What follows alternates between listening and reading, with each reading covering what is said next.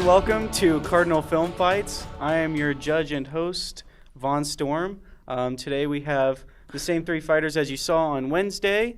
So really quickly, if you haven't met them before, we're going to go around and give introductions, give your name, your major, and a fun fact about yourself. My name is Colin Stites. I am a econ major. And a fun fact about me is I accidentally stole an armrest from the Mercedes-Benz Superdome, and they don't know about it yet. Yikes. So if Mercedes-Benz Superdome is watching, sorry. All right. I found it, actually. Tiara? Hi, my name is Tiara. I'm a TCOM major, and a fun fact about me is that Keke Palmer has me blocked on Twitter. What happened? What? That's so exciting. It's a really fried story. Like, she said something that I didn't necessarily agree with, and we're not going to go into it because politics or whatever, but I quoted the tweet with the slant face emoji, so like the colon and then like the slash, and she blocked me. Wow. Petty. Didn't take the heat. Okay. My name's Paige Hepner. I'm a freshman TCOM major. And I've met Tim Tebow. That's the extent of that. Where was that? Where'd you meet him? For a class trip, we went to New York. We were on Good Morning America. He was there to promote his new book, Shaken, by Tim Tebow. Go buy it at Barnes & Noble. And I got to meet him, and I cried in the back of like the Good Morning America logo, and they're all like, hi. I was like crying in the corner. Nice. Did he Awkward. like go down and do like a prayer like after that, He- like to celebrate? He said God bless America, or like God bless. Yeah, he said God bless America, right? Or God bless, basically. And it was the best experience of my life, and I almost peed my pants. How exciting. It was pretty great. All right. Well, this will be an exciting fight, so I hope none of you pee your pants at how exciting this is about to be. So just a quick rundown of the show's format. So we will have a 1-minute introduction for each of the fighters to present their points. And then after that, after each of them have given an introduction, we'll go into a 5-minute open forum in which each of you will be able to argue freely against one another. And then after that's wrapped up, each of you will have a 30-second conclusion to sort of wrap up your point. All right, so without further ado, let's get into the questions. So this fight is going to be concerned with the best Romeo and Juliet adaptation. So without further ado, let's start with introductions. We'll start with Tiara this time. All right, so this is one of my favorite movies of all time. I chose Romeo and Juliet from 1996, directed by Baz Luhrmann. And so I'm super glad to defend its honor as the best Romeo and Juliet movie because it is. It's like the greatest thing of all time because it's like everything about it is perfect. Like the music, the acting, the sort of style of it. It's so much fun to watch. Baz Luhrmann has this thing where it's just like a glitter attack of a movie, and it's incredible. And he talked about in an interview saying, I wanted to make Romeo and Juliet as if Shakespeare would have made it for film or something along those lines. And seeing it, you kind of understand what he's saying, knowing that Shakespeare was the same guy who wrote Exit Pursued by Bear in like as a stage direction. So it's over the top and it's awesome and I love it. All right, next we'll go to Paige. So I chose Warm Bodies. I don't know who it's directed by, but I chose it because of its new age feel with the whole zombie like apocalypse, like she meets a zombie and they fall in love happily ever after. And I think that's an interesting take on the Romeo and Juliet, like making it different, making it new, and making it interesting so that people actually want to watch it. And watching a lot of Romeo and Juliet adaptations, like you get bored, like you all know the story and we all just get tired of it. But with this nice twist, like you're more interested and you want to stay and watch it longer. All right, Colin.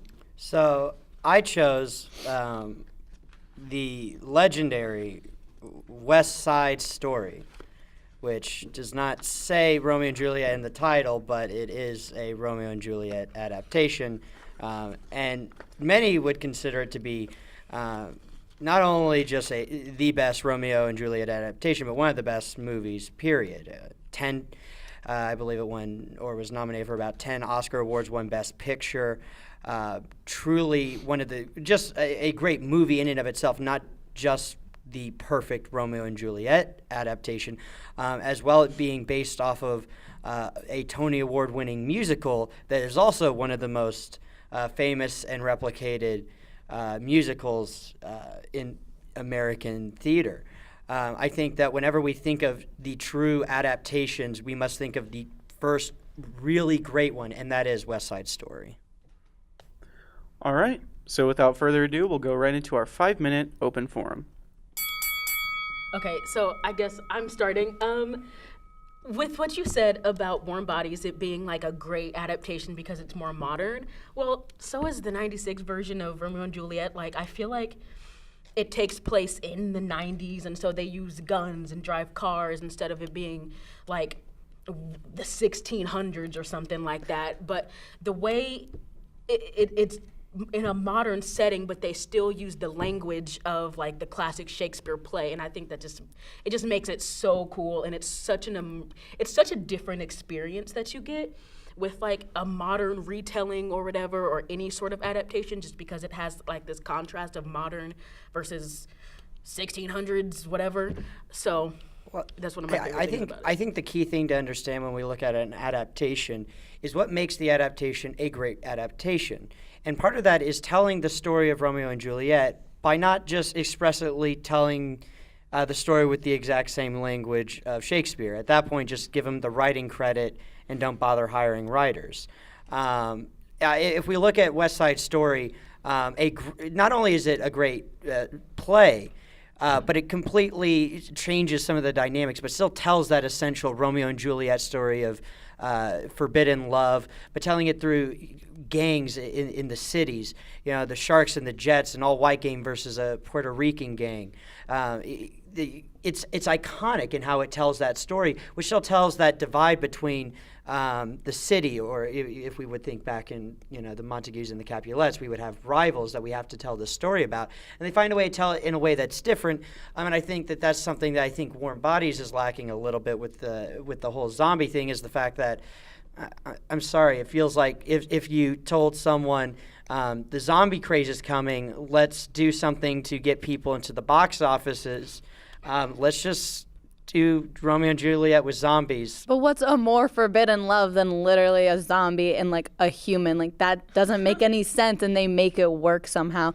And I think the reason it's a good Romeo and Juliet adaptation, it won Best Horror Film from the Academy of Science Fiction, Fantasy, and Horror Films, and that's different. Like, that's something that like neither of yours like can do. Like, it's a horror film but a love story at the same time. Yeah, but mine won Best Picture. Yours won an award from the It got Best Romance from the Golden Trailer Awards. Oh, and that means it's a good romance, which I'm means sorry, it's a but good I'm pretty sure if Juliet. the Golden Trailers were around, West Side Story would have won everything from them. Well, I'm not too. saying West Side Story is not a good play, not a good movie. It is, and it shows it in a great manner. But the best adaptation is that it shows it in a new way that's interesting above others. Well, remember that West Side Story came out in the 50s and was retelling Romeo and Juliet in one of the first ways that was completely different from the direct source material. If we consider the fact that Romeo and Juliet in 1968 came out, it was very much a traditional retelling of it.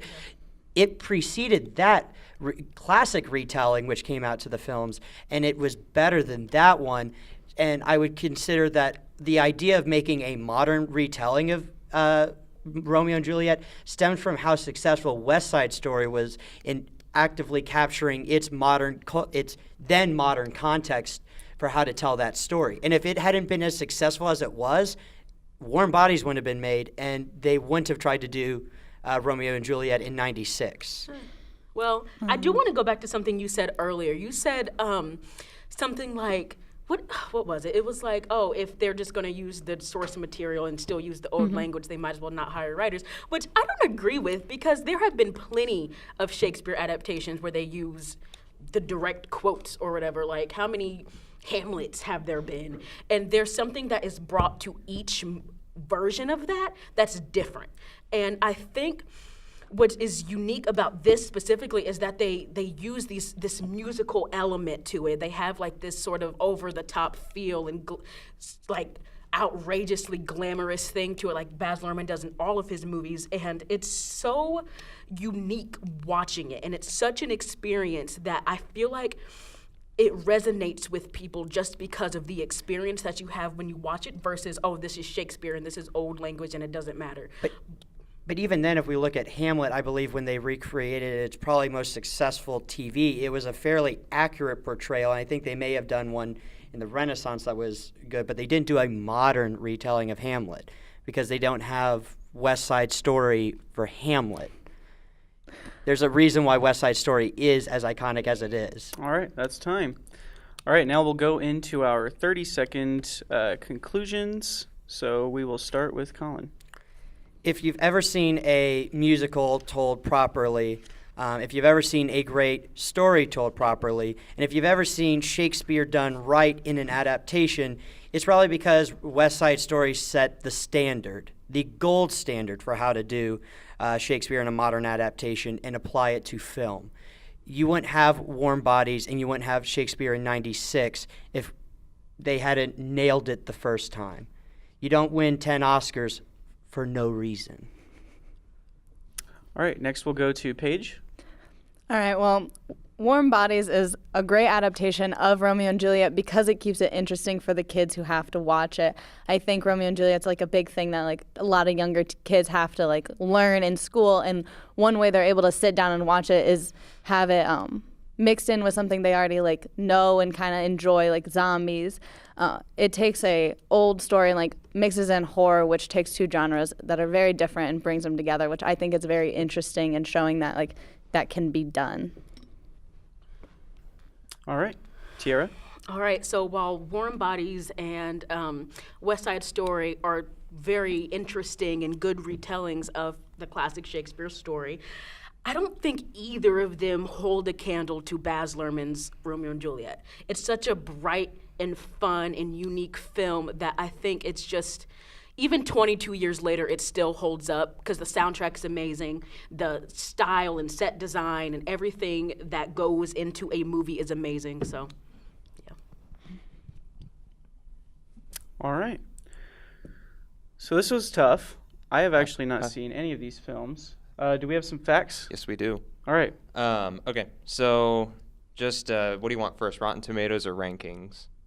Well, first of all, I want to know if anything they said is false or needs clarification. Okay, West Side Story was nominated for 11 Oscars and did win 10 of them. The only one it didn't win for was was writing, I believe it was, or adaptation. I'm not entirely sure, but it did win Best Picture.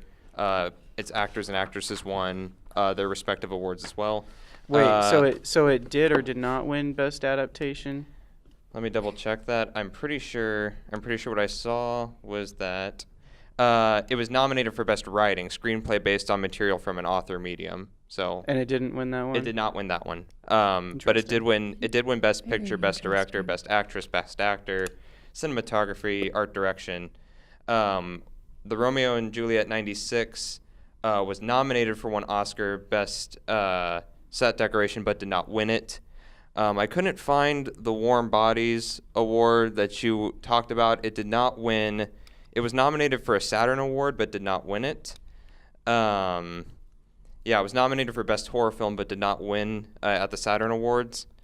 And so that's what I could. That was the only. I was fact checking the awards, and that's what I found. Okay. So just so you guys know, I'm not going to be taking the external information into account, just your arguments. That being said, this was a very tough decision. But upon further analysis, I think I have made a decision. I am going to give first place to Colin, second place to Paige, and third place to Tiara. Colin, the reason I give you first place is two main reasons. One was simply the awards that it won. It obviously outranks the other two films from an objective standard when it comes to the awards that it has won. It is interesting that it didn't win Best Adaptation, but that wasn't brought up during the argument, so I didn't can't claim that. can't consider that.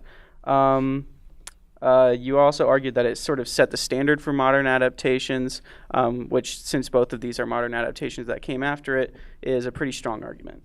And then there was an argument that you made against the 1996 adaptation, saying that it doesn't adapt the actual writing, which makes it somehow a worse adaptation or a less effortful adaptation, which I didn't really think was a very good argument, because a play is about more than just the words. It's sort of, a production.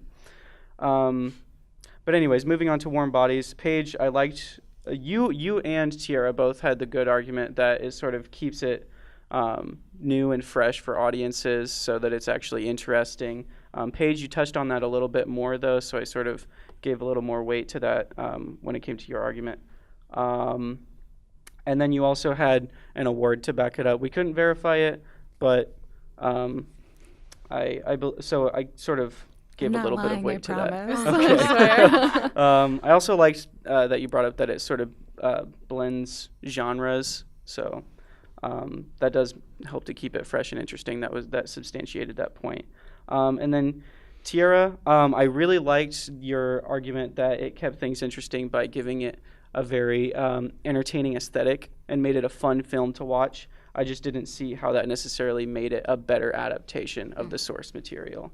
But yeah, that about wraps it up. So just to reiterate, first place Colin, second place Paige, and third place Tiara. Thank you so much for watching this episode of Cardinal Film Fights. If you have any ideas for additional questions we should debate in the future, leave those in the comments below or shoot us a message on Twitter or Instagram. The links to those will be in the description below. This has been Cardinal Film Fights. I'm your host and judge, Vaughn Storm. I'm Colin Stites. I'm Tiara Spells. I'm Paige Chapner. And thank you so much.